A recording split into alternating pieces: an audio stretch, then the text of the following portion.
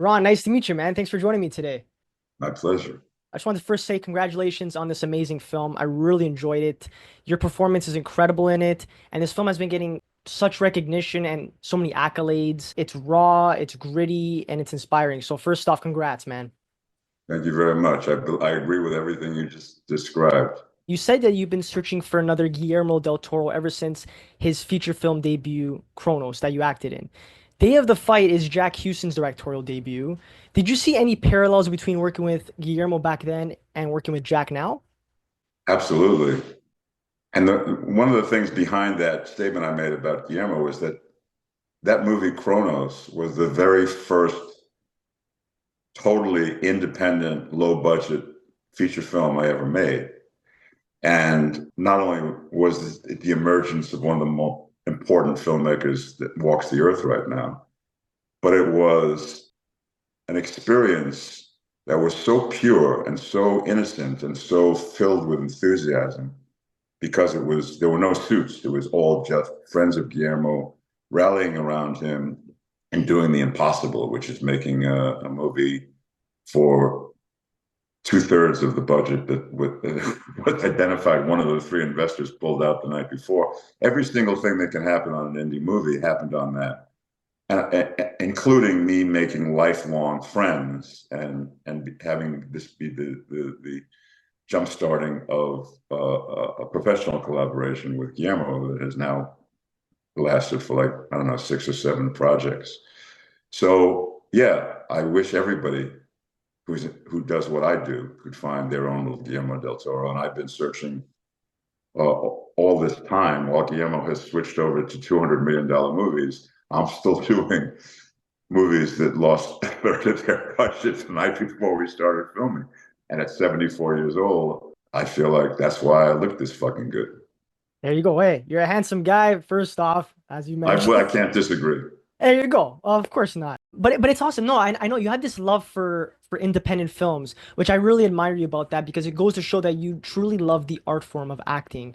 And in a film like Dave the Fight, again, it is an independent film. It is obviously lower budget, but again, like the performances, I feel like everybody I don't know, I think they work harder when they know it's an independent film and what's going into it. You're not doing it to make $1 million. You're doing it strictly for the art. I mean, when you look around at the crew, which is usually like 35 people, and rather than 350 people on a big studio comic book movie, everyone is there for the same reason, and that's just the enthusiasm of being part of the project. No one is getting a paycheck. You know that. You're not getting a paycheck, and you know what? No one else you look at is getting a paycheck. They're all there for the purest of reasons, and that comes out in the experience. I've when I'm on a big studio movie, every time I look around, the crew is either asleep in their chair or looking at their watch, hoping that the fucking day was over. I've never seen that in an independent film. I'm working with people who don't know the meaning of the word we can't. We can. That's what, that's the mantra of young independent filmmakers who don't know the difference between no, that's not possible, and of course it's possible because I'm going to fucking do it right now. That's a spirit that that is singular, and it has managed to keep me so in love with the art form and so enthusiastic to this day about the art form because I'm constantly around young kids who have no idea how hard it is what they're doing.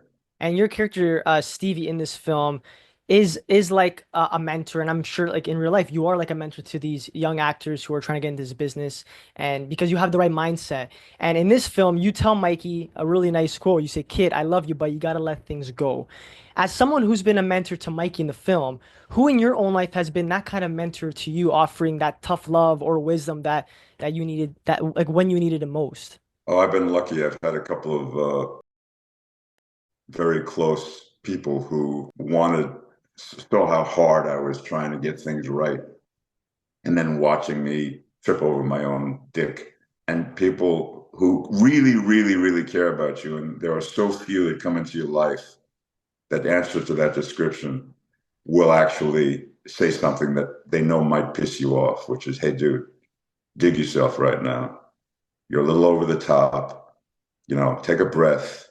stop burning bridges, you know, and I've had a bunch of people in my life who kind of altered how I move through things. I'm a shoot from the hip kind of guy. I say what's on my mind, and that's not always the most effective way to make friends and influence people, especially in Hollywood. You gotta be real sometimes, right? You can't bullshit around things. The trick is to be real without offending too many people. And Yeah. if you can walk that tightrope, and that's kind of like what I've spent my entire life trying to learn how to do. Because the truth is something that it's like water in the desert. You know, it's something you get far less than you should in order to stay healthy. But when people hear it and see it, and they know where they stand because you've just told the truth, it's been very liberating for me to be obsessed with saying, "I'm sorry, man. This is how it is," and even though it could cause a moment or two of pain, at the end of the day, they're grateful that they heard Hmm. something that was not bullshit. A lot of time people are doing something wrong. They don't even realize it. They need to hear the cold, hard truth. And that's what's ultimately going to get them to where they need to be. You actually get really candid too. And I want to shout out your memoir, Easy Street the Hard Way. You're very real and you speak the truth. You said something very interesting in that, and I want to bring it up. You said, all of my growth came when things were at their worst. Now, I want to relate that to Day of the Fight because in that film, Mikey is at rock bottom. He's battling personal demons while trying to find redemption. Can you share a specific moment in your own life when everything felt like it was falling apart, but ultimately led to significant growth? I've had a career I know a lot of actors, and I've had a career that is weirder than any I've ever witnessed from anyone else. I would do a mind-blowing gig, and then for 3 years, nothing. And during those 3 years, you're looking at losing your house, you're looking at having to take your kids out of school, you're looking at losing everything. Maybe your marriage is going to fall apart, and you are on the depths of despair. And so I know for a fact, because that happened until I was 50 years old. That was the pattern of my life. I would do something mind-blowingly cool, and then 3 years, nothing. And I revisited that despair enough times so that I was able to make that statement where if I have any character at all, it came from figuring out how to get through those 3 years. But when you are in despair and you're about to lose everything, you get very resourceful and you find out who you are and what you got. And little by little, you grow enough because you're challenged enough to know, do I really want to keep banging my head against the wall, even though there's no guarantees, and I keep getting on the verge of disaster. Hmm. So when the answer is, yeah, I'm gonna do whatever I got to do to stay an actor, then you're really sure that you want to be an actor. It's been a pleasure to talk with you today. And I hope one day we can work together because you've been one of my idols since I was a kid, man. Watching Hellboy and all the things you've been doing, your collaborations with Guillermo Del Toro and other fantastic filmmakers. It's been a real treat, Ron, and I thank you for today as well. Before we end off, though, I want to show something really funny. You're a fan of Frank Sinatra, right?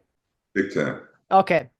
A buddy of mine, I'm gonna shout him out, John Thomas Gautier. He worked with you on a film called The Retirement Plan. There was one funny thing I want to show you. One sec. Well, that's the real the best is yet to come. The best is yet to come, and it will be fine. Oh yeah, it's one of my That favorite Frank songs. Yeah, so I just had to show you that because I thought that was so funny. It was awesome, man. You got some great pipes on you, man, honestly. Used to have Sinatra sing-offs with Seth MacFarlane in some karaoke bar in Koreatown in LA here every Yeah, Monday night. yeah. Yeah, I heard about that. That's awesome, man. Ron, thank you very much for your time today. Really appreciate it and hope to stay in touch, man. I'll see you on some set one day, kid. Hopefully. Thanks, man. Appreciate it. All right, take it easy. Take it easy.